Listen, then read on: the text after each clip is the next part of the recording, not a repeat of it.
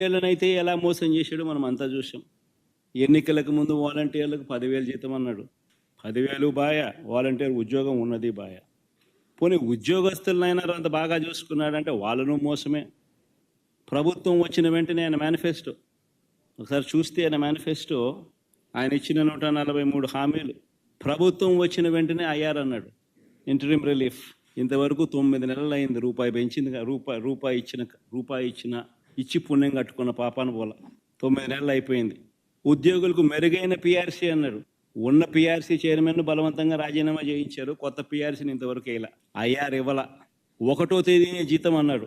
9 నెలల కాలంలో ఒకే ఒక నెల ఇచ్చాడు. మిగతా 8 నెలల్లో నెలలో 1వ తారీఖున జీతాలు ఇచ్చాడు చంద్రబాబు గారు చెప్పాలి. 3 డిఏలు పెండింగ్, ట్రావెల్ అలవెన్సులు pending, surrender leave pending, medical reimbursement అన్నీ పెండింగ్.